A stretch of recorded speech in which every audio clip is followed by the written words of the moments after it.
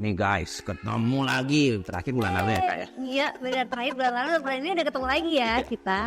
Kak Nisol, ceritanya di YouTube kemarin hasil dari konten adalah rumah ini. Iya benar banget. Betul. Oke nih, buat yang belum tahu nih Kak Nisol siapa, sosok di sebelahku ini adalah seorang sosok entrepreneur yang menurutku sakti banget. Lulusan SMK tapi pinter banget. Mungkin kasih sedikit insight dulu kali Kak yang belum tahu Kakak tuh bisnisnya apa, dulunya gimana. Dulu kan kalau cerita kan sama yang miskin banget lah, pokoknya lah sengsara hidup dan kawan-kawan. Itu cerita yang menarik tuh kalau kita mulai dari situ Kak. Silahkan. Oke, halo guys, kenalin aku Nisol. Jadi aku tuh punya bisnis skincare namanya soulcare.id. Bisnisku ini bermula dari kisahku sebagai seorang acne fighter yang pernah 10 tahun jerawatan dan akhirnya bisa sembuh setelah aku belajar formulasi skincare sendiri. Nah terus formulasi skincare ini tuh akhirnya bisa bikin wajahku tuh jadi yang dari jerawatan jadi kayak gini nih Kak, gitu. Jadi hilang jerawatnya.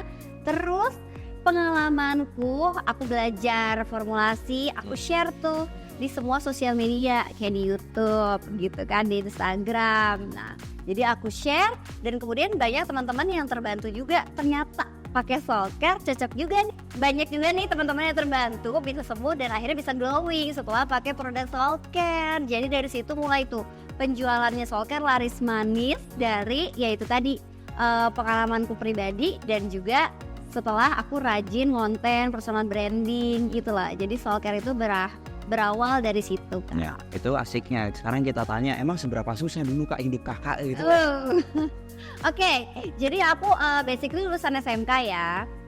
Aku tuh dulu gak bisa melanjutkan ke bangku pendidikan lebih tinggi atau ke bangku perkuliahan tuh aku gak bisa gitu ya. Karena memang keterbatasan dana. Nah, dulu ya memang apa-apa serba susah nih, motor nggak punya, mobil nggak punya gitu. Jadi sampai mau periksa untuk ke dokter kulit pun gitu ya, SPKK buat periksain jerawat nggak ada dana gitu loh Kak. Nah terus dari ya akhirnya rajin konten, rajin belajar juga tentang formulasi skincare. Nah dari situ tuh ketabung tuh sampai akhirnya sekarang bisa punya 40 karyawan dan juga bisa punya kantor dan rumah di sebelahan loh. Kantornya di sebelah situ guys. Tinggal 5 langkah. Tinggal 5 langkah. Ya, ini mimpi kantorku sih sebenarnya sih, ngantor sempakan doang. Aku pengen baru bangun pakai sempak dah masuk ke kantor, aku pengen banget. Kantor sempakan ya. Oke, berarti dulu startnya bahkan dari konten dulu ya Kak ya. Yap, bener. Konten dapat jadi influencer, itu dapat dana malah dipakai buat belajar bukan buat foya-foya. Betul ya. Buat riset dan alhasil sekarang ternyata secara money wise ya duitnya itu jauh lebih banyak jualan skincare dibanding konten. Benar. Betul ya kayak gitu ya. Tapi itu nggak dilakukan oleh semua influencer. Nggak salah juga pilihan hidup Kakak memilih ke konten. Ke skincare. Yap. Pertanyaan utamaku hari ini Kak. Kalau Kakak mampu seorang lulusan SMK ngebikin skincare hanya belajar itu, kira-kira untuk teman-teman yang nonton ini dan mau bikin bisnis skincare, step-step tahapan-tahapan apa saja sih yang dibutuhin untuk menjadi seorang Kak Nisol? Kita ngomongin skincare wise ya, oke. Jadi kalau kalian banyak banget nih kan ya yang mau istilahnya memulai bisnis skincare, yang pasti pertama harus riset pasar dulu. Ya, riset pasar. Dan kalau misalnya punya pengalaman pribadi seperti aku nih misalnya dulu tuh seorang acne fighter ya itu lebih bagus lagi. Tapi kalau misalnya nggak ada permasalahan kulit seperti jerawat dan lain-lain, ya minimal riset market dulu gitu loh. Cari yang pasar butuhin, jangan jual yang kita suka. Jadi kalau kita suka tapi pasar nggak suka dan nggak butuh, ya jualannya nggak bakal laris gitu loh Kak. Nah jadi kita riset dulu pasar suka apa, pasar butuhnya apa. Kan kalau misalnya iklim di Indonesia ini memang rentan sama kulit-kulit berjerawat ya, karena iklim kita tropis. Nah jadi memang kalau niche marketnya ke jerawat yaitu jujur lebih gampang gitu, lebih gampang karena kalau kita punya spesialisasi ke satu produk ya lebih gampang kita jualannya. Setelah kita riset kemudian muncul yang kedua ada niche marketnya. Niche market itu yang tadi udah aku mention. Jadi kamu mau jualan ke mana? apakah mau ke skincare jerawat ataukah mau ke body care aja yang khusus brightening atau apapun, kamu tentuin di situ tuh spesialisasinya atau niche marketnya. Yang ketiga ya, mulai fokus gitu. Fokus ya dengan artian kalau misalnya memang pengen bisnis skincare ya berarti segala sesuatu yang ada di hidup kalian gitu istilahnya harus tentang skincare. Maksudnya tuh gimana sih? Ya ngonten tentang skincare. Kalau ngobrol sama teman-teman ya mulai racuni dengan skincare gitu. Terus ya mulai perkenalkan juga ke orang-orang terdekat nih, kalau gue tuh sekarang punya bisnis ini nih gitu. Jadi kita istilahnya mendalami apa yang sudah kita terjunin gitu loh Kak. Nah jadi kalau dari aku sih 3 itu tadi ya. 3 itu tadi, cari yang pasar butuhin, cari spesialisasi, dan kita terjun lebih dalam lagi sama apa yang sudah kita lakuin. Itu 3 kalau dibahas teman-teman 4 hari 5 malam gitu ya kayak 3 sih, tapi 4 hari 5 malam. Kita coba kupas dikit-dikit biar kita bisa selesai di video ini. Kita ngomongin pertama adalah pasar butuhin. Tahu dari mana Kakak bahwa pasar Indonesia membutuhkan A, membutuhkan B, membutuhkan C? Karena banyak teman-teman yang nonton di sini belum tentu bisa menentukan pasar membutuhkan A, pasar membutuhkan B. Gimana caranya melakukan itu? Sebenarnya kita gampang banget sih kalau itu ya. Apa yang lagi happening di saat ini ya berarti itu yang pasar lagi suka gitu loh. Kayak sekarang kan lagi happeningnya skincare dan istilahnya perfume ya. Perfume, produk pewangian, bahkan kayak pewangian rumah atau parfum, fragrance dan lain-lain tuh lagi musim banget. Ya berarti kalau kita mau terjun ke bidang yang memang lagi banyak disukai atau diminati sama banyak orang, itu gampang banget Kak, gitu, gampang banget. Dan istilahnya itu adalah red market ya. Tapi ya kalau red market itu ya memang banyak peminat tapi juga banyak pesaing. Jadi gimana sih caranya kita pintar-pintar memilah dan memilih yang pasar suka tuh seperti apa gitu, yang pasar suka seperti apa. Misal kalau tentang produk skincare, skincare itu kan banyak banget ya Kak ya. Ada skincare jerawat, ada skincare brightening, ada skincare buat flek dan lain-lain sebagainya. Nah kita tinggal cari aja tuh. Misal kalau di iklim Indonesia, oh ternyata usia 18 sampai 24 tahun itu lagi rentan-rentannya berjerawat, dan itu adalah usia dewasa muda yang memang produktif dan sudah istilahnya konsumtif gitu, bisa membeli barang-barang sendiri di usia segitu.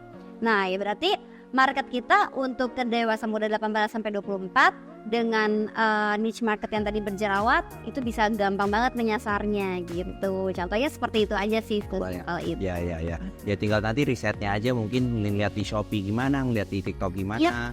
Trending lagi tadi parfum, tiba-tiba deodoran parfum. Nah benar. Mungkin belum ada yang lain gitu kan. Atau mungkin obat jerawat dengan parfum supaya bau mukamu gitu kan ya.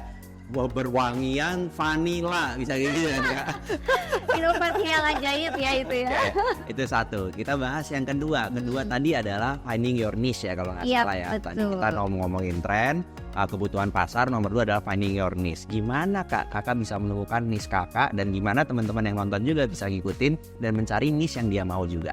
Oke, niche-nya tadi, cara Soulcare menemukan niche-nya sendiri adalah dari pengalaman ownernya. Jadi Soulcare ini bisa lahir gara-gara owner branding. Jadi dari aku yang dulunya jerawatan, terus akhirnya bisa sembuh, kemudian lahirlah Soulcare gitu kan. Produknya di Bepomin setelah aku resepin sendiri, formulasin sendiri, terus di Bepomin ke pabrik gitu ya, di Makun dan terstandarisasi oleh Bepom gitu kan.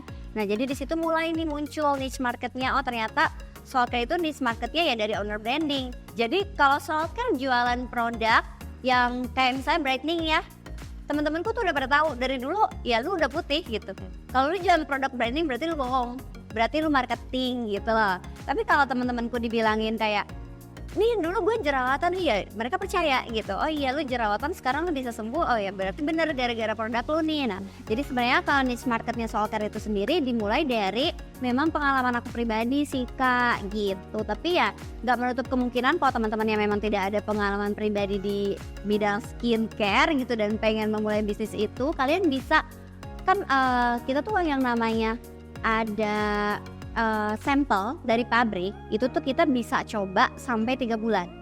Nah, kalian cobain dulu tuh ke wajah kalian dalam 3 bulan pemakaian rutin, apa sih yang berbeda gitu. Misal kulit gue nih jadi lebih glowing, flek gue hilang gitu. Itu kan salah satu istilahnya bukti juga ya, social proof juga dari diri sendiri gitu. Sebagai kita konsumen pertama dari produk kita sendiri. Jadi kira-kira nih sukanya tuh kalian produk apa? Misal produk brightening, tapi kalian harus riset lagi.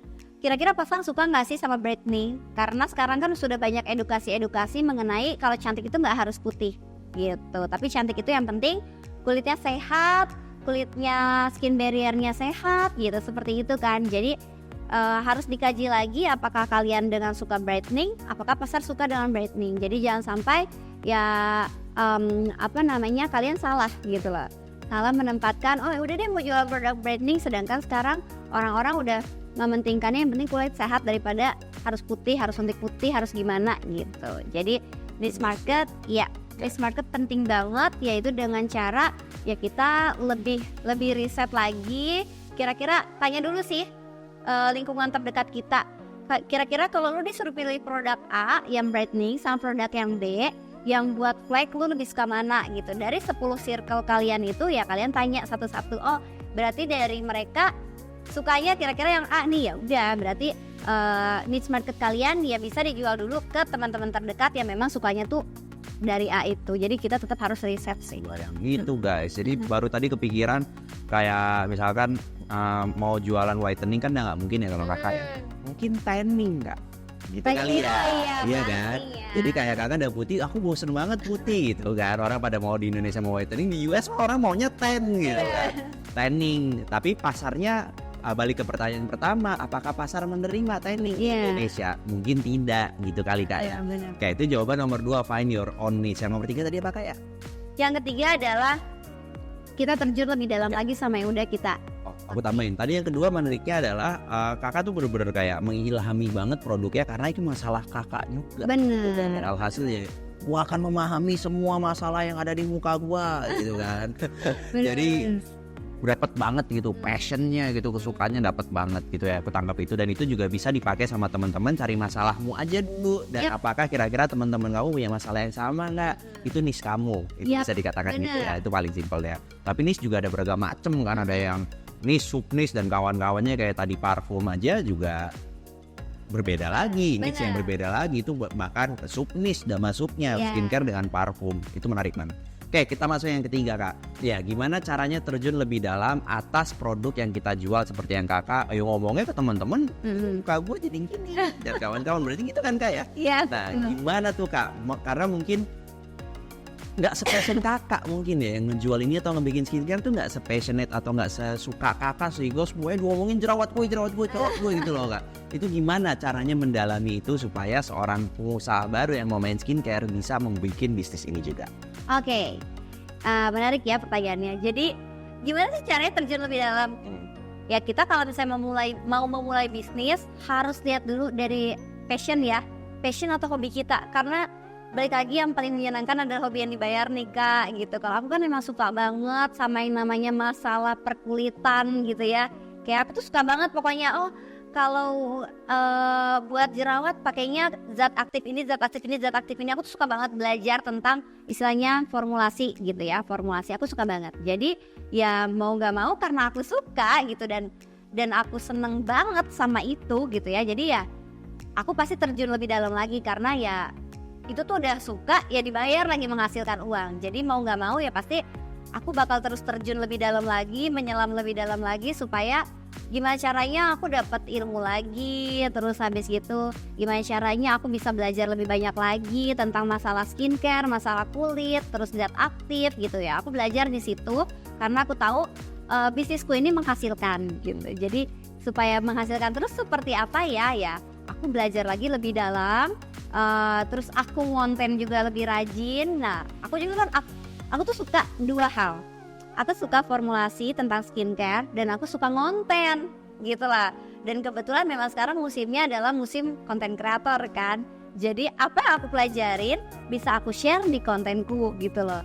Dan konten-kontenku juga gitu isinya adalah pelajaran-pelajaran tentang skincare. Jadi itu relate banget gitu lah. Jadi ya aku terjun lebih dalam lagi dan seneng banget ketika akhirnya viewers banyak, audiensku enjoy sama video-video yang aku bikin gitu. Jadi karena istilahnya udah ada audiensnya, algoritmanya juga udah oke, jadi kayak ketagihan terus, tau gak sih? Jadi makanya aku pengen nyelam terus lebih dalam karena itu tuh udah bikin aku jadi ketagihan gitu, udah jadi passion aku banget gitu sih Kak. Itu ternyata rahasianya guys. Jadi ternyata kalau dengar dari cerita kakak, bahkan duit belakangan yang aku dengar tadi ya, ternyata adalah kakak benar-benar coba mempelajari apapun itu sehingga sebenarnya bukan mendalami gitu kan, mendalami dalam arti buat kita sendiri, tapi ternyata yang dari kakak bahas, omongan kakak semua adalah hasil apapun yang kakak dalemin.